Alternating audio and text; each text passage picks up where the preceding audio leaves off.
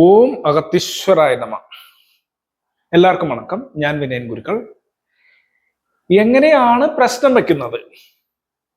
വളരെ ഈസി ആയിട്ട് നമുക്ക് ഈ വീഡിയോയിലൂടെ കണ്ട് മനസ്സിലാക്കാം. പഴയ കാലത്ത് ജ്യോത്സ്യന്മാരെ കാണാനായിട്ട് ആളുകൾ പോകുന്നത് എന്തെങ്കിലും കുഴപ്പങ്ങളോ പ്രശ്നങ്ങളോ പിടിച്ചു നിൽക്കുന്ന സമയത്താണ്. അതിനു മുന്നേ രാജാക്കന്മാരുടെ കാലഘട്ടത്തില് ഈ ജ്യോതിഷം കൂടുതൽ ഉപയോഗിച്ചുകൊണ്ട് ഇരുന്നവര് രാജാക്കന്മാരും പ്രഭുക്കന്മാരും ഒക്കെ ആയിരുന്നു. ആ സമയത്തൊക്കെ അവരുടെ ശുഭാശുഭ ഫലങ്ങൾ അറിയാനായിട്ടൊക്കെ വളരെയധികം ജ്യോതിഷം ഉപയോഗിച്ചിരുന്നു. കാലം കടന്നുപോയി. ഈ കാലം എത്തിയപ്പോഴും ഈ ശാസ്ത്രം അതേപോലെ നിലനിൽക്കുന്നുണ്ട്.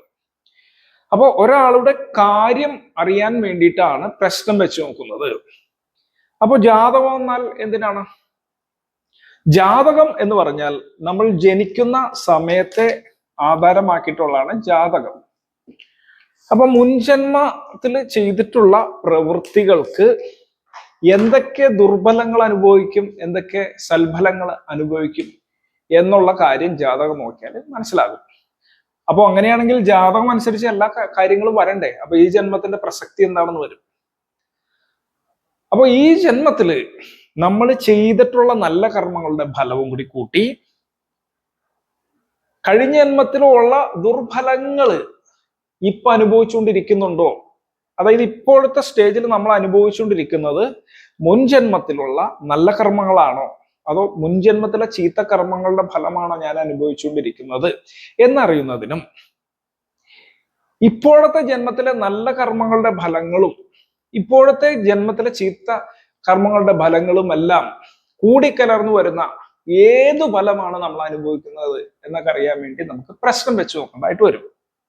അതാണ് ഈ പ്രശ്നം കണ്ട് പിടിച്ച അല്ലെങ്കിൽ ഈ രീതി പിന്തുടർന്നവരുടെ ഉദ്ദേശം. അപ്പോ ഇത് ജന്മജന്മാന്തരങ്ങളായിട്ടുള്ള കാര്യങ്ങൾ കൂടുതൽ മനസ്സിലാക്കാനായിട്ട് ഉപയോഗിച്ചിരുന്നു. എന്നാലിപ്പോ ചെറിയൊരു കാര്യം നോക്കാൻ വേണ്ടി പോലും പലരും പ്രശ്നം വെക്കുന്ന കാര്യത്തിലേക്ക് എത്തിയിട്ടുണ്ട്. അങ്ങനെയാണെങ്കിൽ കൂടി ആ സമയത്ത് പ്രശ്നം വയ്ക്കുമ്പോൾ മാനുഷികമായിട്ടുള്ള കാര്യങ്ങൾ ആണോ വേണ്ടത്? അതായത് every day interaction of human being, നമ്മളുടെ എല്ലാ ദിവസത്തെ ദൈനംദിന കാര്യങ്ങൾക്കായിട്ടുള്ള ബിസിനസ് ഡെവലപ്പ് ചെയ്യുമോ, വീട് വയ്ക്കാൻ പറ്റുമോ, വാഹനം മേടിക്കാൻ പറ്റുമോ, രോഗമുണ്ട് രോഗം മാറുമോ, കഷ്ടകാലമാണ്, ഫിനാൻഷ്യൽ ടൈറ്റാണ്, ഇങ്ങനെ പല കുഴപ്പങ്ങൾ, അത് മാനുഷികമായിട്ടുള്ള കാര്യങ്ങൾ, കുഴപ്പങ്ങൾ വന്ന സമയത്ത് അത് ടാക്കിൾ ചെയ്യാൻ വേണ്ടിയിട്ടൊക്കെ പ്രശ്നം വയ്ക്കാനൊക്കെ വരും. ചില കാര്യങ്ങൾ വീണ്ടും വീണ്ടും വീണ്ടും കുഴപ്പത്തിൽ കാണുമ്പോൾ ദൈവികമായിട്ടുള്ള കാര്യങ്ങൾക്കുള്ള പ്രശ്നങ്ങളൊക്കെ വേണ്ടി വരും. അപ്പോൾ പ്രശ്നങ്ങൾ പല ഡെപ്തിലും ഡയമെൻഷനിലും ഒക്കെ വരും. വളരെ ഡീപ്പായിട്ട് നോക്കേണ്ടതായിട്ട് വരും. ചിലപ്പോൾ ഒന്ന് സ്വാഭാവികമായിട്ട് മനുഷ്യർക്ക് സംഭവിച്ചുകൊണ്ടിരിക്കുന്ന കാര്യങ്ങൾ നോക്കാനായിട്ടും ഉപയോഗിക്കാം. എന്നാൽ ഒരു പ്രശ്നം പഠിക്കാതെയും ഇതൊക്കെ നോക്കാം. എങ്ങനെയാന്ന് പറഞ്ഞാൽ ഒരു മനുഷ്യനെ നേരിടാൻ സാധ്യതയുള്ള കുഴപ്പങ്ങൾ, ഏറ്റവും പ്രശ്നമാണ് സാമ്പത്തിക പ്രശ്നം. രണ്ടാമത്താണ് കലഹം, വീട്ടിൽ കലഹം. സാമ്പത്തിക പ്രശ്നം, കലഹം. സാമ്പത്തിക പ്രശ്നം ഉണ്ടാവാനുള്ള തൊഴിൽ നഷ്ടം, തൊഴിലില്ലാത്ത അവസ്ഥ.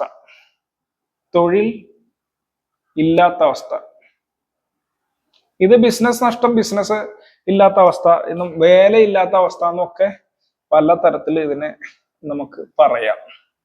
ഇതെല്ലാം സാമ്പത്തികമായിട്ടുള്ള കാര്യങ്ങളാണ് കേട്ടോ. ഇതേപോലെയുള്ള സംഭവങ്ങളാണ്. ഒരു സാധനം കാണാതെ പോവുക, നഷ്ടപ്പെട്ടു പോവുക, കാണാതെ പോവുക, നഷ്ടപ്പെട്ടു പോവുക, കംപ്ലൈന്റ് ആവുക. കംപ്ലൈന്റ് എന്ന് പറഞ്ഞു കഴിഞ്ഞാല് ഇലക്ട്രോണിക്സ് ഉപകരണം കംപ്ലൈന്റ് ആവുക, വാഹനങ്ങൾ കംപ്ലൈന്റ് ആവുക മുതലായവ. പിന്നെ രോഗങ്ങൾ വരിക, കടം വരിക, രോഗം വരിക, കടം വരിക, വഴക്ക് വരിക, കുടുംബ കലഹം എന്ന് പറയുന്ന, നേരത്തെ കലഹം മറ്റുള്ള ആൾക്കാരായിട്ട് വന്നാലും ദാമ്പത്യ ക്ലേശമോ ദാമ്പത്യ കലഹമോ ഒക്കെ വരാം. ആശുപത്രി പോകേണ്ട അവസ്ഥ വരാം, ആശുപത്രി കിടക്കുന്ന അവസ്ഥ വരാം, അപകടം വരാം. വീഴ്ചകൾ വരാം, വാഹനാപകടങ്ങൾ വരാം, മറ്റാളുകളുമായിട്ട് ശത്രുത വരാം, കേസ് വരാം. ഇങ്ങനെ പല പല കുഴപ്പങ്ങളും വരാം. ഇതെല്ലാം അതായത് നമ്മൾക്ക് വരാവുന്ന കാര്യങ്ങളൊക്കെ ഒന്ന് പ്രശ്നങ്ങളായിട്ട് വരാവുന്ന കാര്യങ്ങളൊക്കെ ഒന്ന് നോക്കിയാൽ മതി. ഇപ്പൊ ഇന്ന് വിദേശത്തേക്ക് പോകണം, അപ്പൊ യാത്രാ തടസ്സം വേണേ വരാം, ഒരാളുടെ അടുത്ത് പൈസ കൊടുത്ത് അത് നഷ്ടത്തിലായി. ഇങ്ങനെയൊക്കെയുള്ള മനുഷ്യൻ ഡെയിലി അനുഭവിച്ചുകൊണ്ടിരിക്കുന്ന കാര്യങ്ങൾ കൂടിയും ഇതിലൂടെ പറയാൻ പറ്റും. ഇപ്പോ നമ്മൾക്ക് ശംഖ് പ്രശ്നം വയ്ക്കുമ്പോൾ ഇതൊക്കെ ഇങ്ങനെയുള്ള കാര്യങ്ങൾ, നെഗറ്റീവും പോസിറ്റീവായിട്ടുള്ള കാര്യങ്ങളും ഒക്കെ പെട്ടെന്ന് പെട്ടെന്ന് പറയാറുണ്ട്. ഇതൊക്കെ വലിയ സംഭവമൊന്നുമില്ല. ഈ എല്ലാ കാര്യങ്ങളും 12 രാശികളിൽ ആചാര്യൻ അടക്കിയിട്ടുണ്ട്. ദേഹസ്യ സൗഷ്ഠവം സ്വാസ്ഥ്യം സ്ഥിതിശ്രേയശോ സുഖം എന്ന് പറയുന്ന 1ാമത്തെ പ്രമാണം മുതൽ തന്നെ പാപം വേഞ്ച പതനം നിരയം സ്ഥാനഭ്രംശം ച വൈകല്യം എന്ന് പറയുന്ന 12ാമത്തെ പ്രമാണം കൊണ്ട് എല്ലാം ഇതിൽ അടക്കിയിട്ടുണ്ട്. അപ്പൊ ഏത് കുഴപ്പമാണെന്നുള്ളതൊക്കെ നോക്കിയാൽ നമുക്കറിയാൻ പറ്റും. യഥാർത്ഥത്തിൽ ഒരാൾ നമ്മുടെ അടുത്ത് പ്രശ്നം വെക്കാൻ വന്ന സമയത്ത് നമ്മൾ അങ്ങോട്ട് പറയണം, നിങ്ങൾ ഇന്ന കാര്യത്തിനാണോ വന്നേക്കണത്, അതിന് തടസ്സം കാണുന്നു, അല്ലെങ്കിൽ ഇന്ന കാര്യത്തിന് കുഴപ്പമാണോ എന്ന് ചോദിച്ചാൽ ഓക്കെ ആണെങ്കിൽ ആ ജ്യോതിഷൻ പറയുന്നത് പിന്നീട് ശരിയായി വന്നേക്കാം. അതല്ല പെട്ടെന്ന് വന്ന സമയത്ത് കറക്കിയിട്ട് പറയാണ്, നിങ്ങൾക്ക് ബാധാദോഷമുണ്ട്, നിങ്ങളുടെ ധർമ്മദൈവം കോപിച്ചിരിക്കുന്നു, സർപ്പദോഷമുണ്ട്, ഇങ്ങനെയൊക്കെയാണ് പറയണമെങ്കിൽ നമ്മള് മിക്കവാറും 90% ആൾക്കാരും പോകുന്നത് സാമ്പത്തിക പ്രശ്നമായിട്ടായിരിക്കാനായിരിക്കും സാധ്യത. പലപ്പോഴും സാമ്പത്തിക പ്രശ്നം വരുമ്പോഴായിരിക്കും, അല്ലെങ്കിൽ തൊഴിൽ നഷ്ടം, രോഗം, കടമൊക്കെ വരുമ്പോൾ ജ്യോതിഷന്റെ അടുക്ക് പോകും. അപ്പൊ ജ്യോതിഷം നോക്കി കഴിഞ്ഞ് കഴിയുമ്പോൾ ചിലപ്പോൾ പറയും 4ാം ഭാവം പോയി, ദൈവാധീനം ഇല്ല, ധർമ്മദൈവ കോപമുണ്ട്, സർപ്പകോപമുണ്ട്, ശത്രുകോപമുണ്ട്, ആഭിചാരം ഉണ്ട് എന്നൊക്കെ പറഞ്ഞിട്ടുള്ള ഇത്. എന്നാൽ അത് നേരിട്ട് അങ്ങനെ നോക്കാൻ പാടുണ്ടോ ഇല്ല എന്നുള്ള ഒരു കണക്കൊക്കെ ഉണ്ട്. അങ്ങനെ നോക്കേണ്ട ആവശ്യമുണ്ടോ? അപ്പോ നമ്മൾ ചെയ്യേണ്ട കാര്യങ്ങൾ നമ്മൾ ചെയ്തിട്ട്, താമ്പാതി ദൈവം എന്ന് പറയില്ലേ, നമ്മൾ ചെയ്യേണ്ട കാര്യങ്ങൾ നമ്മൾ ചെയ്തിട്ടും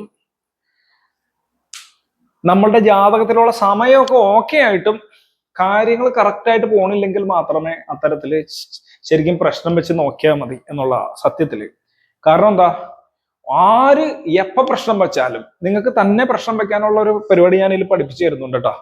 നിങ്ങൾ തന്നെ പ്രശ്നം വെച്ച് നോക്കിയാലും എന്തെങ്കിലും കുഴപ്പമുണ്ടാവും. അതായത് ഇപ്പൊ നിങ്ങളൊരു രാശി എടുത്ത് നോക്കിക്കഴിഞ്ഞാല് അതില് 18 ദോഷങ്ങളിൽ ഏതെങ്കിലും ദോഷം ഉണ്ടാവും. 18 ദോഷങ്ങളിൽ ഏതെങ്കിലും ദോഷം ഉണ്ടാവുന്ന ഉറപ്പാണ്. ഒന്നില്ലെങ്കിൽ ധർമ്മദൈവ കോപം ഉണ്ടാവും, അല്ലെങ്കിൽ ശത്രുദോഷം ഉണ്ടാവും, അല്ലെങ്കിൽ ആഭിചാര ദോഷം, അല്ലെങ്കിൽ കൈവശ ദോഷം, അല്ലെങ്കിൽ സർപ്പദോഷം, അല്ലെങ്കിൽ പിതൃശാപം, ആദർശാപം, ഗുരുശാപം, ബ്രാഹ്മണ ശാപം, ബ്രാഹ്മണ കോപം, ഇങ്ങനെ പറയുന്ന 18 ദോഷങ്ങൾ. ഇതിനെയൊക്കെ പറ്റി മുന്നേ ഞാൻ പല വീഡിയോസ് ഇട്ടിട്ടുണ്ട്. ഇതിപ്പോ ഒരു സമ്മറൈസേഷൻ ആയിട്ട് നിങ്ങൾക്ക് പെട്ടെന്ന് മനസ്സിലാക്കാനാണ്. ഈ ഒറ്റ വീഡിയോ നിങ്ങൾ കണ്ടു കഴിഞ്ഞാൽ നിങ്ങൾക്ക് കുറച്ച് കാര്യങ്ങൾ മനസ്സിലാവും. അപ്പൊ നിങ്ങൾ തന്നെത്താനെ നോക്കിക്കഴിഞ്ഞാൽ ഇതിൽ ഏതെങ്കിലും ഉണ്ടാവും. ഇതിനുള്ള പരിഹാരം ചെയ്തു കഴിഞ്ഞാൽ നിങ്ങളുടെ സാമ്പത്തിക പ്രശ്നം മാറും, വീണ്ടും വരും. എന്തോ കുഴപ്പമുണ്ടാവും, ഒരു ശത്രുദോഷം ചെയ്തുകൊണ്ടാണ് സാമ്പത്തിക പ്രശ്നം എന്നുള്ളത്. എന്നാൽ ഒരു രോഗം വന്നിട്ടാണെങ്കിൽ പിന്നെയും നിങ്ങൾ ആശുപത്രി പോയിട്ട് ഒന്നും മാറുന്നില്ല എന്നുണ്ടെങ്കിൽ ഇത് ചിന്തിക്കണേന് അത്രയും പ്രശ്നമില്ല. സാമ്പത്തിക പ്രശ്നവും ബ്ലോക്കും തൊഴിൽ തടസ്സമൊക്കെ ആണെങ്കിൽ ചില സമയത്തൊക്കെ വന്നു കഴിഞ്ഞാൽ നിങ്ങൾ പരമാവധി ഇതിനെ മാറ്റാൻ വേണ്ടിയിട്ടുള്ള കാര്യങ്ങൾ ചെയ്യുന്നുണ്ടോ, നിങ്ങളുടെ സ്കില്ല് കൂട്ടാനുള്ള കാര്യങ്ങൾ ചെയ്യുന്നുണ്ടോ, നിങ്ങൾക്ക് ആവശ്യമുള്ള തൊഴിൽ കിട്ടാനുള്ള കപ്പാസിറ്റിയും സ്കില്ലും നിങ്ങൾ ഉണ്ടാക്കിയിട്ടുണ്ടോ എന്നൊക്കെയുള്ളത് നിങ്ങൾ ആലോചിക്കേണ്ടതാണ്. അല്ലാണ്ട് പോയി നിങ്ങൾ ഇത് നോക്കിക്കഴിഞ്ഞാൽ അപ്പോഴും യഥാർത്ഥമായ ഫലം കിട്ടിയെന്ന് വരില്ല. കാരണം ഒരു രാജാവ് നോക്കിക്കൊണ്ടിരുന്ന കാര്യങ്ങൾ, പ്രഭു നോക്കിക്കൊണ്ടിരിക്കുന്ന കാര്യങ്ങളാണത്. അപ്പൊ അത്രയും എല്ലാ വിധത്തിലും ഓക്കെ ആയിരിക്കുന്ന ഒരാള് അവർക്കൊരു പ്രശ്നം വരുമ്പോൾ അതിന് കാണാത്ത പല കാര്യങ്ങളും ഉണ്ടെന്നുള്ള തരത്തില് അങ്ങനെ നോക്കുമായിരുന്നു. പിന്നെ വലിയ വലിയ തറവാടുകളിലൊക്കെയാണ് അഷ്ടമംഗല പ്രശ്നാദികൾ നോക്കിക്കൊണ്ടിരുന്നത്. പിന്നെ ക്ഷേത്രത്തിന് ഒരു കുഴപ്പം വന്ന സമയത്ത് സമൂഹത്തില് ആ ഗ്രാമത്തില് ആളുകൾക്ക് പ്രശ്നമൊക്കെ വന്ന സമയത്ത് നോക്കിയിരുന്നു. ഒരു കാലത്ത് അദ്ദേഹം പ്രശ്നം വെച്ചിരുന്നു. അവിടെയും ഈ കാര്യം കണക്കാണ്. ചുമ്മാ ഒരു പ്രശ്നം വെച്ച് കഴിഞ്ഞാൽ ഏതെങ്കിലും ഒരു ഭാവം പോയിട്ടുണ്ടാവും. ഇപ്പൊ സാന്നിധ്യ ക്ഷേത്ര ബിംബാണി ത്രീണി ലഗ്നേന ചിന്ത എന്ന് പറയുന്ന പ്രമാണം പോലെ നോക്കിയാൽ ആരെങ്കിലും എന്തെങ്കിലും കുഴപ്പം ഉണ്ടാക്കേണ്ടതായിട്ട് കാണാൻ പറ്റും. അതായത് പ്രശ്നമില്ലാത്ത ഒരു സംഭവം ഉണ്ടാവില്ല. പ്രശ്നം വെച്ചോ പ്രശ്നം ഉണ്ടാവും. ഒന്നില്ലെങ്കിൽ ബിംബത്തിനോ ക്ഷേത്രങ്ങൾക്കോ പ്രസാദത്തിനോ എന്തെങ്കിലും തകരാറുണ്ടാവും, സ്വാഭാവികമായിട്ട് തകരാറുണ്ടാവും. അല്ലെങ്കിൽ തന്ത്രി ചെയ്ത കുഴപ്പങ്ങൾ കൊണ്ടോ, അല്ലെങ്കിൽ പരിചാരകർ ചെയ്ത കുഴപ്പം കൊണ്ടോ, രക്ഷകന്മാർ ചെയ്ത കുഴപ്പം കൊണ്ടോ, ഭക്തര് ചെയ്ത കുഴപ്പം കൊണ്ടോ, അശുദ്ധിയോ, ഇങ്ങനെ പല പല പ്രശ്നങ്ങളിൽ ഏതെങ്കിലും ഉണ്ടാവും. എന്തുകൊണ്ടാണ് ഉണ്ടാവും എന്ന് പറയാൻ കാരണം, ആകെ 12 രാശിയും അതിൻ്റെ ഇടയിൽ 11 ഗുളികനും ലഗ്നവും അടക്കം 11 പോയിന്റുകൾ, ഗ്രഹങ്ങൾ, 9 ഗ്രഹങ്ങളും ലഗ്നവും ഗുളികനും അടക്കം, അതിൻ്റെ കൂടെ സ്ഫുടങ്ങള്, 5 സൂത്രങ്ങളും, 6 7 ടൈപ്പിലുള്ള ത്രിസ്ഫുടം, ചതുർസ്ഫുടം, പഞ്ചസ്ഫുടം, പ്രാണദേഹ മൃത്യുസ്ഫുടങ്ങള്, സൂക്ഷ്മ ത്രിസ്ഫുടാദികളായിട്ടുള്ള സ്ഫുടങ്ങള്, ഇങ്ങനെയൊക്കെ എടുത്ത് ആരൂഢം തന്നെ ഒരു 6 വിധത്തുള്ള ആരൂഢം ഒക്കെ എടുത്ത് നോക്കിക്കഴിഞ്ഞ് കഴിയുമ്പോ എന്തെങ്കിലും കുഴപ്പമില്ലാതിരിക്കുവോ? ഒന്നല്ല, പല കുഴപ്പങ്ങളുണ്ടാവും. കുഴപ്പം മാത്രം പറയുകയാണെങ്കിൽ ഏറ്റവും കുറഞ്ഞ ഒരു 5 കുഴപ്പത്തിൽ കൂടുതലോ 10 കുഴപ്പത്തിൽ കൂടുതലോ, ഈ ശരിക്കും പ്രശ്നം തന്നെ പറഞ്ഞുകൊണ്ടിരിക്കുകയാണെങ്കിൽ എത്രണ്ണം വേണമെങ്കിലും പറയാം.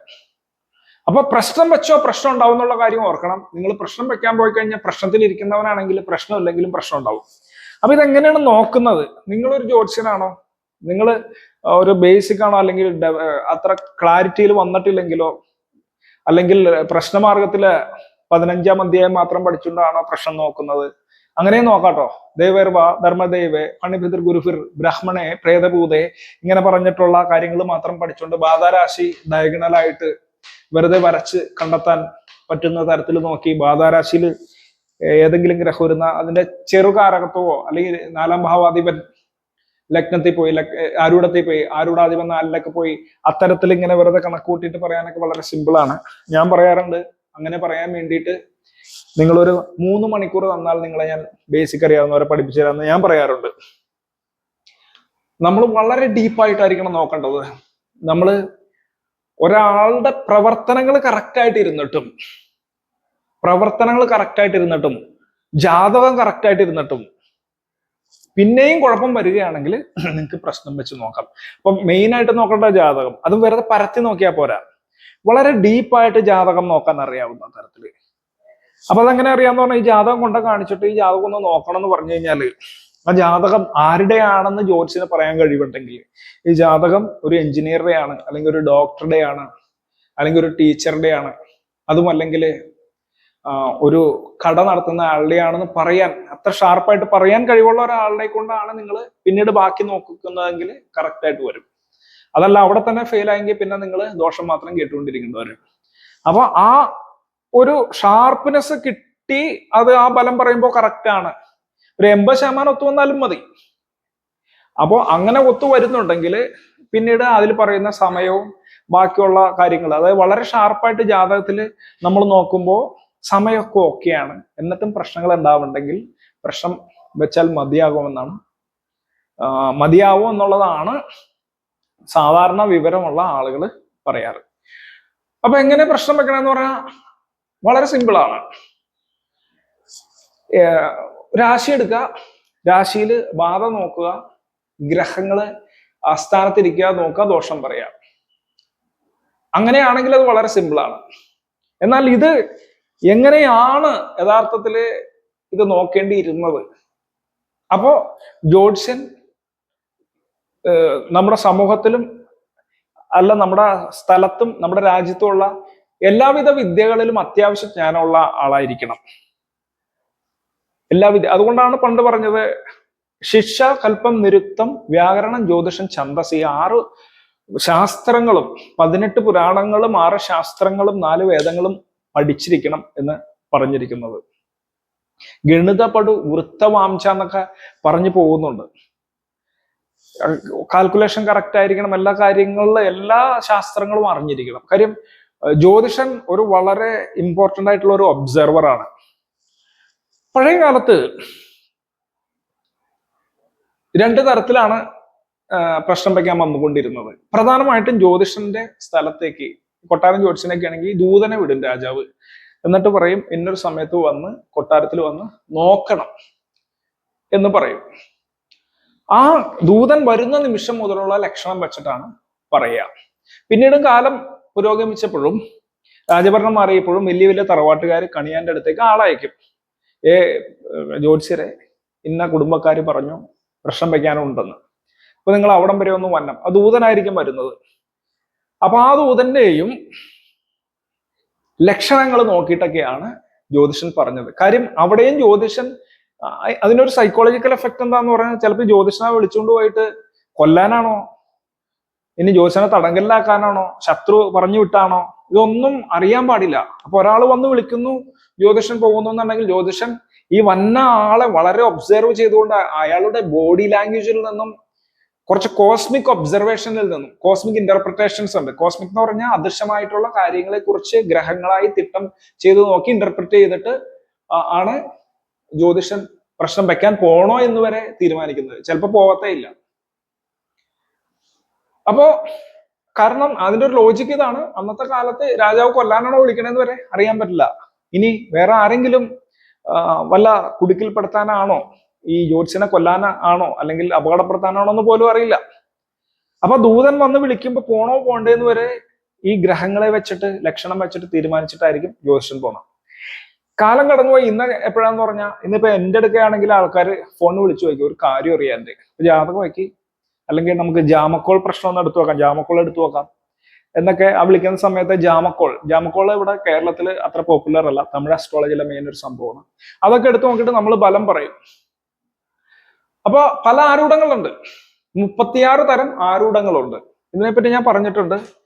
ഒന്ന് സമയം തന്നെ എടുത്തിട്ട് ആരൂഢം. അപ്പൊ അതിന് തമിഴില് നമ്മൾ കടികാര പ്രശ്നം എന്ന് പറയും. കടികാര പ്രശ്നം. ജാമക്കോൾ എന്ന് പറഞ്ഞിട്ടുള്ള ജാമഗ്രഹങ്ങൾ എടുത്തിട്ടുള്ള കോൾ എന്ന് പറഞ്ഞ ഗ്രഹം, ജാമക്കോള് ഉണ്ട്. കവടിയാണെങ്കിൽ സോഴി. 4 വേണമെങ്കിൽ നമുക്ക് പലതരം താമ്പൂലം എടുക്കാം. താമ്പൂലം. ഇനി തുളസിയിലൊക്കെ വെച്ചിട്ട് എടുക്കും. വെള്ളത്തിലൊക്കെ തുളസിയില ഇട്ടുകൊണ്ട് നോക്കുന്ന പരിപാടിയുണ്ട്. തുളസി. ഇതിന് പകരം, സോഴിക്ക് പകരം കുന്നിക്കുരു, മഞ്ചാടിക്കുരു മുതലായ തരത്തിലുള്ള കൊട്ടകള്, അതായത് കുരുക്കള്, പുളിയാൻകൊട്ട എന്നൊക്കെ പറഞ്ഞിട്ട് ചെറിയ ചില കുരു കൊട്ടകൾ എന്നാണ് പറയുന്നത് അതിനാ. അത് വെച്ചിട്ടൊക്കെ ഒരു സമയത്ത് നോക്കുമായിരുന്നു ജ്യോത്സ്യം. മഞ്ചാടി കുരു ഒക്കെ വെച്ച് നോക്കുന്ന ജ്യോത്സ്യന്മാരൊക്കെ ഉണ്ടായിരുന്നു. ഇത്തരത്തില് പലതും. പിന്നെ ഞങ്ങളൊക്കെ പണ്ടേ മുതൽ സ്ഥിരമായിട്ട് നോക്കുന്ന സാധനമാണ് ശംഖ്. നിങ്ങൾക്കും ശംഖ് ജ്യോതിഷം പഠിക്കുകയാണെങ്കിൽ ശംഖ് കറക്കി സ്വന്തം കാര്യം നോക്കാം. കാര്യം എന്താന്ന് പറഞ്ഞാൽ, ശംഖിനെ നമുക്ക് കൃത്യമായിട്ട് ഉള്ള ശംഖിനെ നമ്മൾ വളരെ ദൈവാധീനത്തോട് കറക്കി കഴിഞ്ഞാൽ അത് കറക്റ്റ് ആയിട്ടുള്ള രാശിയിൽ വന്ന് നിൽക്കത്തുള്ളൂ. കാര്യം നമ്മൾ വാരുന്നതല്ല, കൺട്രോൾ ചെയ്യാൻ പാടാണ്. എണ്ണം പിടിച്ച് വാരാനൊന്നും പറ്റില്ല. കറക്കി കഴിഞ്ഞാൽ അത് അതിന് തോന്നുന്ന സ്ഥലത്തേ നിൽക്കത്തുള്ളൂ. രാശി കൃത്യമായിട്ട് എടുക്കാം. ശംഖിനെ ആരൂഢമായിട്ട് എടുക്കാം. ഇത്തരത്തില് പല പല പൊരുളുകളെ വെച്ചുകൊണ്ട് ആരൂഢങ്ങൾ എടുക്കാം. ഇപ്പോ അഷ്ടമല പ്രശ്നത്തിൽ എടുക്കുന്ന സ്വർണ്ണ ആരൂഢം അതേമാതിരിയുള്ള ഒരു ആരൂഢമാണ്. സ്വർണം വെപ്പിക്കുക. സ്പഷ്ടാംഗ രാശി എന്നൊക്കെ പറയും. സ്വർണം വെച്ച് ആരൂഢം എടുക്കും. ഇങ്ങനെ 36 തരത്തിലുള്ള ആരൂഢങ്ങളുണ്ട്. ദിക്കിനെ അടിസ്ഥാനപ്പെടുത്തിയിട്ട് എടുക്കും. കാലഹോരയെ വെച്ചിട്ട് ആരൂഢം എടുക്കുന്നുണ്ട്. ശരം വെച്ചിട്ട് ആരൂഢം എടുക്കുന്ന രീതിയുണ്ട്. അങ്ങനെ കുറെ രീതികളുണ്ട്. സൂക്ഷ്മാരൂഢം, സ്ഥൂലാരൂഢം എന്ന് ആരൂഢത്തെ തന്നെ 2ആയി തിരിക്കുന്നതുകൊണ്ട്, സ്ഥൂലം, സൂക്ഷ്മം. അപ്പൊ സ്ഥൂലാരൂഢത്തിൽപ്പെടുന്നതാണ് ഈ സാധനങ്ങളൊക്കെ. ഇനിയും ഉണ്ടോ ഒത്തിരി സംഭവങ്ങളുണ്ട്. തേങ്ങ വെച്ചിട്ട് ആരൂഢം എടുക്കുന്നുണ്ട്. വിളക്കിന്റെ നാളം വെച്ചിട്ട് പല ടൈപ്പ് ഓഫ് ഉണ്ട്. ഇതെല്ലാം എങ്ങനെ കണക്ട് ആവുന്നതെന്ന് പറഞ്ഞാല്, ഒരു കാര്യം നമ്മൾ ചെയ്യാൻ പോകുമ്പോൾ ആ കാര്യം നടക്കുമോ എന്ന് നോക്കാനായിട്ട് തേടയൊന്നുമില്ല. ധ്യാനത്തില് ഇത്തിരി കാലങ്ങളെയും കാണാനുള്ള ശക്തി ഇല്ലെങ്കിൽ നമ്മൾ ഉപാസനാമൂർത്തിയെ വിളിച്ച് പ്രാർത്ഥിക്കുകയാണ് ആദ്യം. എന്നിട്ട് പറയുകയാണ്, ഉപാസനാമൂർത്തിയെ, ഈ കാര്യം സാധിക്കുമോ ഇല്ലയോ എന്നറിയാനായിട്ട് ഞാൻ ഈ ആരൂഢം ഉപയോഗിക്കാൻ പോവുകയാണ്. ശംഖാരൂഢമാണ് പ്രത്യേകിച്ചും. അപ്പോൾ എനിക്ക് കിട്ടുന്ന രാശിയുടെ അടിസ്ഥാനത്തിൽ, ഞാൻ പഠിച്ചിട്ടുള്ള പാഠങ്ങളുടെ അടിസ്ഥാനത്തിലാണ് ഞാൻ നോക്കുന്നത്. എനിക്ക് കൃത്യമായിട്ടുള്ള ഒരു രാശിയെ കാണിച്ചു തരൂ എന്ന് ഉപാസനമൂർത്തിയോട് പ്രാർത്ഥിച്ചിട്ടാണ് കറക്കുന്നത്. അപ്പൊ ഉപാസന ഇല്ലെങ്കിൽ ആരൂഢം കിട്ടുന്നത് കറക്റ്റ് ആയിരിക്കില്ല. ഇപ്പൊ ഒരാൾ നോക്കിയിട്ട് പറയണമെങ്കിൽ അവന് ഉപാസന ഒന്നുമില്ല, തോന്നിയോണോ നോക്കണമെങ്കിൽ നിങ്ങളുടെ ഫലം ശരിയാവണമെന്നില്ല.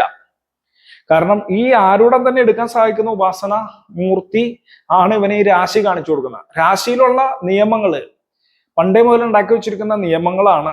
ബാധാരാശിയിൽ നിൽക്കുന്ന ഗ്രഹത്തെ കൊണ്ട് ചിന്തിക്കണമെന്നും ഭാവത്തെ കൊണ്ട് ചിന്തിക്കണമെന്നും. അപ്പൊ ഗ്രഹവും ഭാവത്തെ കൊണ്ട് ചിന്തിക്കുന്നതാണ് മൊത്തം ഈ ദേവർവ ധർമ്മദേവ പിതൃമണിപുർ എന്നൊക്കെ പറഞ്ഞു പോകുന്ന കാര്യം. ഇപ്പൊ 9ാം ഭാവം പോയി കഴിഞ്ഞാൽ പിതാവിന് പ്രശ്നം, പിതൃശാപം. 4ാം ഭാവം പോയി കഴിഞ്ഞാല് ധർമ്മദൈവം വരാം, അമ്മ വരാം. ചന്ദ്രൻ പോയ അമ്മ വരാം, സൂര്യൻ പോയി കഴിഞ്ഞാല് അച്ഛൻ വരാം, വ്യാഴം പോയി കഴിഞ്ഞാല്.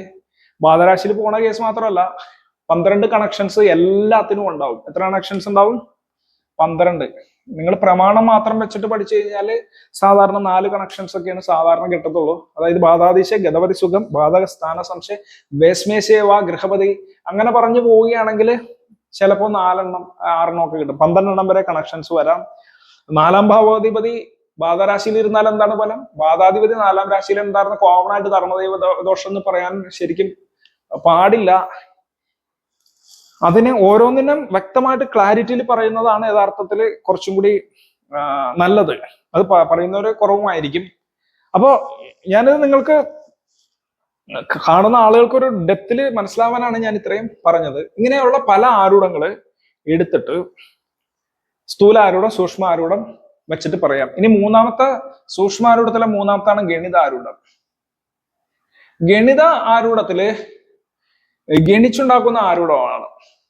അപ്പൊ ഉദയലഗ്നം വെച്ചിട്ടും ആരൂഢ ലഗ്നം വെച്ചിട്ടും ചന്ദ്രലഗ്നം വെച്ചിട്ടും ഒക്കെ ഇങ്ങനെ പല ലഗ്നങ്ങളെ കൊണ്ട് ആരൂഢം വെച്ച് പറയാണ്. അതിൽ തന്നെ 3 ഉദയലഗ്നവും ഉദയലഗ്നത്തെ ബേസ് ചെയ്തിട്ടും കവിപ്പ് ബേസ്, അതായത് ചത്രരാശിയെ ബേസ് ചെയ്തിട്ടും ഉദയ ലഗ്നത്തെ ബേസ് ചെയ്തിട്ടും ആരൂഢത്തെ ബേസ് ചെയ്തിട്ട് 3 തരത്തില് 3 വഹയായിട്ട് നമ്മൾ ബലം എടുക്കാറുണ്ട്. നമ്മളെന്ന് പറഞ്ഞാൽ ജ്യോത്സ്യന്മാരുടെ കേസാണ് പറയുന്നത് കേട്ടോ. ഞാൻ എടുക്കുന്ന എൻ്റെതായിട്ടുള്ള ഒരു സിസ്റ്റമാറ്റിക് മെത്തേഡിലാണ് ഞാൻ ചെയ്യുന്നത്. പലതും പല തരത്തിലാണ് ചെയ്യുന്നത്. അപ്പോൾ ഡയറക്റ്റ് തന്നെ ബാധ പറയുന്ന പരിപാടികളും ഉണ്ടെന്നാണ് ഞാനിവിടെ സൂചിപ്പിച്ചത്. എന്നാൽ പഴയ കാലത്ത് എങ്ങനെയായിരുന്നു വേണ്ടത്?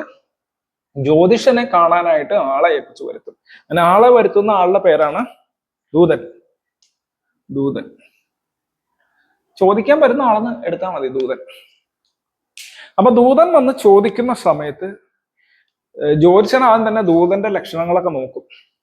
ദൂതന്റെ ലക്ഷണങ്ങളൊക്കെ ഓക്കെ ആണെങ്കിൽ മാത്രമേ ചെല്ലാന്ന് പറയുള്ളൂ. അല്ലെങ്കിൽ പിന്നെ ഒരു ദിവസം നോക്കിയിട്ട് വരാന്ന് പറഞ്ഞിട്ട് ജ്യോതിഷൻ ഒരു ഗംഭീരനാണെങ്കിൽ ഇവിടുന്ന് ആളെ തിരിച്ച് അയച്ച് അവിടെ ഇങ്ങനെയൊക്കെ വിളിപ്പിക്കുകയുണ്ടായോ എന്താ കാര്യം എന്നൊക്കെ ഉള്ളതൊക്കെ പ്രത്യക്ഷത്തിലോ പരോക്ഷത്തിലോ ഒക്കെ അറിഞ്ഞ് അത് കൺഫേം ചെയ്തിട്ടൊക്കെ ആയിരിക്കും ജ്യോതിഷര് പോവുക. ജ്യോതിഷന്മാർ അന്നത്തെ കാലത്ത് അത്രയും ബുദ്ധിയുള്ളവരായിരുന്നു. കാര്യം അറിയാലോ, ഈ വരാഹമിഹിര ആചാര്യനെ പോലുള്ള ആചാര്യന്മാരുടെ കഥകളൊക്കെ അറിയാലോ. രാജാവിന്റെ മകനെ വരാഹം കുത്തി കൊല്ലുമെന്ന് പറഞ്ഞ ആളാണ് ഇത്രാമത്തെ വയസ്സിൽ. അതും ജാതകം നോക്കിയിട്ട്. നിങ്ങൾ ബൃഹത് ജാതകം നോക്കിയിട്ടേ അറിയാം. ബൃഹത് ജാതകം എന്ന് പറഞ്ഞാൽ ഹോരാശാസ്ത്രം. അത് നോക്കിയിട്ടുണ്ടെങ്കിൽ അറിയാം. ഞാൻ പല പ്രമാണങ്ങളും അതിന്റെ ഇടാറുണ്ടായിരുന്നു അല്ലെ. അപ്പൊ ഇത്തരത്തിലാണ് ദൂതനെ വിടുന്ന സമയത്ത് ഇത്തരത്തിലാണ് പല ലക്ഷണങ്ങളൊക്കെ നോക്കിക്കൊണ്ടാണ് ജ്യോത്സ്യൻ പോയിക്കൊണ്ടിരുന്നത്. എവിടെ? ആ സ്ഥലത്തേക്ക് എന്ന് പറഞ്ഞാൽ പ്രശ്നം വെക്കണമെന്ന് പറഞ്ഞ ആളുടെ സ്ഥലത്തേക്ക്. ഇപ്പോഴെങ്ങനെയാണെന്ന് പറഞ്ഞാൽ ജ്യോത്സ്യന്റെ അടുത്തേക്ക് നേരെ പ്രശ്നം വെക്കണം എന്ന് പറഞ്ഞിട്ട് വരും. അങ്ങനെ വന്നിട്ട് ജ്യോത്സ്യന്റെ അടുത്തേക്ക് വന്നിട്ടാണ് പ്രശ്നം വെക്കുക. ജ്യോത്സ്യന്റെ അടുത്തേക്ക് വന്നിട്ട് പ്രശ്നം വെക്കുന്ന അവസ്ഥയാണ് വരുന്നത്. അപ്പോഴും ഡെപ്ത് ആയിട്ട് നോക്കണം എന്നുണ്ട്. അപ്പോ ഒരു പ്രശ്നം വെക്കുക എന്ന് പറയുന്ന കാര്യത്തിൽ എന്തൊക്കെ പരിപാടി ഉണ്ടെന്ന് നോക്കാം. ഒന്ന്, ജ്യോത്സ്യന്റെ അടുത്തേക്ക് ദൂതൻ വരുന്നു, ചെല്ലണം എന്ന് പറയും. 2, എന്ത് ചെയ്യും? ജ്യോതിഷൻ ഇറങ്ങുന്നു, വീട്ടിൽ നിന്ന് ഇറങ്ങുന്നു ഒരു സമയം കുറിച്ചിട്ട്. ഒരു സമയത്ത് വഴിയിലൂടെ സഞ്ചരിക്കണം. വഴിയിലൂടെയുള്ള സഞ്ചാരം. പഴയ കാലത്ത് സഞ്ചാരമൊക്കെ വളരെ റിസ്ക് ആയിരുന്നു.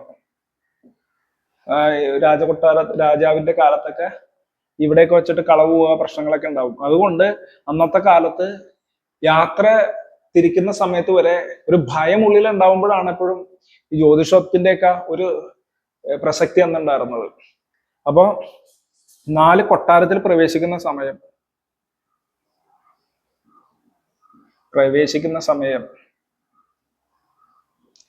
പിന്നെ കൊട്ടാരത്തിലൊക്കെ അവർ കൃത്യമായിട്ട് വരവേറ്റതൊക്കെ ചെയ്തു കഴിഞ്ഞാല് പ്രശ്നക്രിയ. ഈ കൊട്ടാരം തന്നെ എടുക്കണ്ട കേട്ടോ, നിങ്ങൾക്ക് ക്ലിയർ ആയിട്ട് മനസ്സിലാവാൻ പറഞ്ഞ ഒരു വീട്ടിലേക്കാണ് പോണെങ്കിലും പഴയ കാലത്തൊക്കെ ഇതൊക്കെ നോക്കും. ദൂതം വന്ന് വിളിക്കുന്നത്, വീട്ടിൽ നിന്ന് ഇറങ്ങുന്ന സമയം, ഈ ഇറങ്ങുന്ന സമയത്ത് എന്തെങ്കിലും അപശകുനം കണ്ടു കഴിഞ്ഞാൽ അപ്പൊ തന്നെ ജ്യോത്സ്യം പിന്നെ പോകില്ല. വഴിയിലൂടെയുള്ള സഞ്ചാരത്തിന്റെ ഇടയ്ക്കും അപശകുനം കണ്ട പേടി ഉണ്ടാവുകയെ, പോകത്തില്ല. കൊട്ടാരത്തിൽ പ്രവേശിക്കുന്ന സമയത്തും കണ്ടു കഴിഞ്ഞാലും അവിടെയും ഇതുണ്ട്. പിന്നീട് പ്രശ്നക്രിയ. അപ്പൊ ഇതെല്ലാം പ്രശ്നക്രിയ നടന്നു കഴിഞ്ഞാല്, രാശിയെടുത്ത് പ്രശ്നക്രിയ നടന്നു കഴിഞ്ഞാല് ആ സമയത്ത് ഇതൊക്കെ ഈ ഉണ്ടായ സംഭവങ്ങളൊക്കെ വെച്ചിട്ട് അതിന്റെ നെഗറ്റീവുകളും ജ്യോത്സ്യൻ പോസിറ്റീവുകളും പറയും. നെഗറ്റീവും പറയും, പോസിറ്റീവും പറയും. പിന്നെ ഗണിതമാണ്. ഗണിതത്തിലെ സൂത്രങ്ങള് ത്രിസ്ഫുടാദികള്. ത്രിസ്ഫുടം എന്ന് പറഞ്ഞാൽ ത്രിസ്ഫുടം, ചതുസ്ഫുടം, പഞ്ചസ്ഫുടം, പ്രാണപുസ്ഫുടം, ദേഹസ്ഫുടം, മൃത്യുസ്ഫുടം, സൂക്ഷ്മ ത്രിസ്ഫുടങ്ങളൊക്കെ ഗണിക്കും. അപ്പൊ സൂത്രം ഗണിക്കും, ത്രിസ്ഫുടം ഗണിക്കും. പിന്നെ അഷ്ടമംഗല സംഖ്യ ഗണിക്കും, അഷ്ടമംഗല സംഖ്യ. പിന്നെ ഉദയം, ആരൂഢം, കവിപ്പ്, ഛത്രരാശി, ഇങ്ങനെയൊക്കെയുള്ള ഗണിതങ്ങള്. ഇതല്ലാണ്ട് ഇതിന്റെ എല്ലാം സ്ഫുടങ്ങളൊക്കെ എടുത്ത് ഈ അഷ്ടമംഗല സംഖ്യയൊക്കെ ആണെങ്കിൽ തന്നെ അതിനെയൊക്കെ 45 കൊണ്ടൊക്കെ ഗുണിച്ചിട്ടപ്പോൾ ചില ക്രിയകളൊക്കെ ഉണ്ട്. അങ്ങനെയുള്ള ഗണിതങ്ങൾ കംപ്ലീറ്റ് ചെയ്യും. അതിനുശേഷം ഇതെല്ലാം കൂടി കൂട്ടിയിട്ട് ഭാവം എടുക്കും. ഭാവാത്ഭാവം എടുത്തതിന് ശേഷം ദൈവാനുകൂല്യം ചിന്തിക്കും. ദൈവ ആനുകൂല്യം ചിന്തിച്ചിട്ട് ബാധാദി ദോഷങ്ങൾ ഉണ്ടോ എന്ന് നോക്കും. അപ്പൊ ഇതൊക്കെ എടുത്തതിന് ശേഷം എന്ത് ചെയ്യും? ദൈവാനുകൂല്യം ചിന്തിക്കും. ദൈവാനുകൂല്യം. പിന്നെന്ത് ചെയ്യും? ബാധേനെ ചിന്തിക്കും. ബാധിച്ചിരിക്കുന്നതാണ് ബാധകൾ കേട്ടോ. ബാധാദോഷങ്ങൾ ചിന്തിച്ച് 10ാമതാണ് പരിഹാരം. അപ്പോ ഈ 10 പ്രവർത്തികൾ കൂടി ചേർന്നാണ് ഒരു പ്രശ്നം പറ്റുമെന്ന് പറഞ്ഞാൽ. ആദ്യം ദൂതൻ വന്ന്, അല്ലെങ്കിൽ ദൂതനോ ഈ പ്രേക്ഷകൻ തന്നെ നേരിട്ട് ചിലപ്പോൾ വന്നെന്നിരിക്കാം. ഈ പ്രശ്നം വെക്കേണ്ട വീട്ടിലുള്ള ഒരാള്, അയാൾ വന്നിട്ട് ജ്യോത്സ്യനെ കാണും. അതാണ് ദൂതൻ. രണ്ടാമത് വഴിയിലൂടെ ഇയാള് വീട്ടിൽ നിന്ന് ഇറങ്ങണ സമയത്ത് കാണുന്ന ശകുന നിമിത്തമൊക്കെ ഇയാൾ നോക്കും, ജ്യോത്സ്യൻ നോക്കും. ഇയാളെന്ന് പറഞ്ഞാൽ ജ്യോതിഷൻ. 3, ജ്യോത്സ്യൻ വഴിയിലൂടെ പോകുന്ന സമയത്തുള്ള കാര്യങ്ങൾ നോക്കും. പിന്നെ കൊട്ടാരത്തിൽ പ്രവേശിക്കുന്ന സമയത്തുള്ള കാര്യങ്ങൾ നോക്കും. പിന്നെ പ്രശ്നക്രിയ എന്ന് പറഞ്ഞാൽ ചെറിയ സംഭവമല്ല. രാശിചക്ര പൂജയൊക്കെ ചെയ്തിട്ട് കൃത്യമായിട്ട് അഷ്ടമംഗല വസ്തുക്കളൊക്കെ ഒരുക്കി വെച്ചിട്ട് സ്വർണം കൊണ്ടുപോയ ആരൂഢം ഒരു കന്യകയായിട്ടുള്ള ഒരു ചെറിയ പെൺകുട്ടിയെ കൊണ്ട്, 9 വയസ്സൊക്കെ കഴിഞ്ഞിട്ടുള്ള ഒരു പെൺകുട്ടിയെ കൊണ്ടിട്ട് ഇതിലേതെങ്കിലും കളത്തിൽ വെപ്പിക്കും. എന്നിട്ട് അതിനെ സ്വർണ്ണാരൂഢമായിട്ട് എടുക്കും. അതിനുശേഷം ഈ പ്രശ്നക്രിയ സമയത്ത് തന്നെ താമ്പൂലം എടുത്തു വെക്കും. അണുക്കയുണ്ടോന്നറിയാൻ താമ്പൂലം എടുത്തിട്ട് ഈ പ്രശ്നം നോക്കാൻ ഉള്ള അധികാരമുണ്ടോ, അത് അണുക്കയെന്ന് പറഞ്ഞാൽ അധികാരം അല്ലെങ്കിൽ അനുമതി ഉണ്ടോന്ന് ഈ താമ്പൂലം എടുത്ത് വെക്കറിയാം. തീട്ടുണ്ടോന്ന് പറയും, തമിഴിൽ പറഞ്ഞാൽ തീട്ട്. അത് ഗുളിക ബന്ധമൊക്കെ താമ്പൂല രാശിയിൽ വന്നു കഴിഞ്ഞാൽ ആ പ്രശ്നം വെച്ചിട്ടും കാര്യമില്ല എന്നാണ്. പിന്നെ വേറെ ദിവസത്തേക്ക് വെക്കണമെന്നാണ് ശാസ്ത്രത്തില്. ഇവിടെ അങ്ങനെയൊക്കെ ചെയ്യേണ്ടോന്ന് എനിക്കറിയില്ല. കാര്യം ഇത്രയും കാര്യങ്ങൾ ചെയ്യാൻ വേണ്ടിയിട്ട് വാസ്തവത്തില് ഒരു ഏറ്റവും കൂടി കഴിഞ്ഞു കഴിഞ്ഞാൽ രാവിലെ പോയ ഉച്ചയ്ക്ക് തീർക്കാവുന്ന കാര്യങ്ങളൊക്കെ ഉള്ളൂ ഇതൊക്കെ പെട്ടെന്ന് ചെയ്യാൻ പറ്റുകയാണെങ്കിൽ. പക്ഷെ ഇത് പലപ്പോഴും 2, 3, 4 ദിവസമൊക്കെ വേണമെങ്കിൽ ഇത് നീട്ടാനും സാധിക്കുന്നതാണ്. കാരണം ഒരു രാശിയിലുള്ള ഭാവത്തിന്റെ ബലം പറയാൻ നമുക്ക് അത്ര അറിയാന്നുണ്ടെങ്കിൽ പെട്ടെന്ന് പറയാവുന്നുള്ളൂ. ഈ കാൽക്കുലേഷനൊക്കെ ഇന്നത്തെ കാലത്ത് 90% എല്ലാ സോഫ്റ്റ്വെയറിലുണ്ട്. ഇതൊന്നും ഗണിക്കേണ്ട ആവശ്യമില്ല. ആ ടൈം അടിച്ചു കൊടുത്തു കഴിഞ്ഞാൽ ത്രിസ്ഫുടോ, ചതുസ്ഫുടോ, പഞ്ചസ്ഫുടോ, പ്രാണസ്ഫുടോ, ദേഹസ്ഫുടോ, മൃത്യുസ്ഫുടോ, സൂക്ഷ്മസ്ഫുടോ ഒക്കെ ചക കിട്ടും. സൂത്രാദികളും കിട്ടും എന്നാണ്. ചില സോഫ്റ്റ്വെയറിലുണ്ട്. സൂത്രമൊക്കെ എടുക്കാൻ വലിയ പാടൊന്നുമില്ല. ഒരു 5 മിനിറ്റിനുള്ളിൽ കാൽക്കുലേറ്റ് ചെയ്യാവുന്ന സംഭവം ഉള്ളത്. നമ്മുടെ അടുക്ക കാൽക്കുലേറ്റർ ഉണ്ടല്ലോ. പഴയ കാലത്താണെങ്കിൽ ഈ ഗണിതം ഇത്രയും ചെയ്യാനായിട്ട് സമയം പിടിക്കും. പഴയ കാലത്ത് ഗണിക്കാനായിട്ട് സമയം പിടിക്കും. ഗ്രഹങ്ങളെ ഗണിച്ച് സ്ഫുടങ്ങളെ ഗണിച്ച് വെക്കണ്ടേ. തീർച്ചയായിട്ടും ജ്യോതിഷൻ അന്നത്തെ സ്ഫുടമല്ല രാവിലെ ഗണിച്ചു വെച്ചിട്ടുണ്ടെങ്കിലും ബാക്കിയിട്ടുള്ളതെല്ലാം എഴുതി ഗണിക്കണ്ടേ. ത്രിസ്ഫുടൊക്കെ എടുക്കുകയാണെങ്കിൽ തന്നെ 3 എണ്ണം കൂടി കൂട്ടിയിട്ടൊക്കെ എടുക്കണ്ടേ. അപ്പൊ അതിനൊക്കെ സമയം പിടിക്കും. ഇന്നത്തെ കാലത്ത് ഇത്രയും സാധനങ്ങൾ ഇറങ്ങി അവിടം വരെ എത്തുന്ന സമയം കൊണ്ട് മൊത്തം സംഭവങ്ങളും ആ 1 മണിക്കൂറിനുള്ളിൽ സംഭവം റെഡി ആയിരിക്കും. ആ ഭാവം ആ 1 മണിക്കൂർ അവിടെ ചെന്നിട്ട് അഷ്ടമംഗലമൊക്കെ വെപ്പിക്കാനുള്ള സമയം കൊണ്ട് അഷ്ടമംഗലാദി കാര്യങ്ങളൊക്കെ വെപ്പിച്ച് വേണമെങ്കിൽ ചെയ്യാം. ഇത് ഞാൻ ചെയ്യാന്ന് പറയണത് എന്താന്ന് പറഞ്ഞാല് എന്റെ ഗുരുനാഥന്മാരൊക്കെ അങ്ങനെ ചെയ്യാറുണ്ട്. ഇവിടെയല്ല, തമിഴ്നാട്ടില് ഒത്തിരി പേര് അത് നൂറുകണക്കിന് ക്ഷേത്രങ്ങളിലൊക്കെ വെച്ചിട്ടുള്ള ആളുകള് ഇത്തരത്തില് അത് വളരെ ഷാർപ്പായിട്ട് ചെയ്യുന്നവരും ഉണ്ട്. സമയം കൂട്ടിയോ സമയം കുറച്ചോ ചെയ്യാം. ഇത്തരത്തിലാണ് കാര്യങ്ങൾ.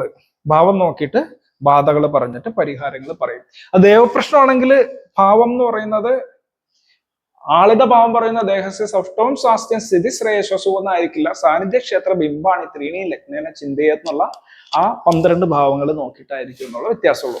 അപ്പൊ ഏകദേശം കാര്യങ്ങൾ മനസ്സിലായല്ലോ. അപ്പൊ ഇതിനൊരു ശ്ലോകം ഉണ്ടല്ലോ. ആ ശ്ലോകം എന്താന്ന് പറഞ്ഞാൽ നമുക്ക് നോക്കാം.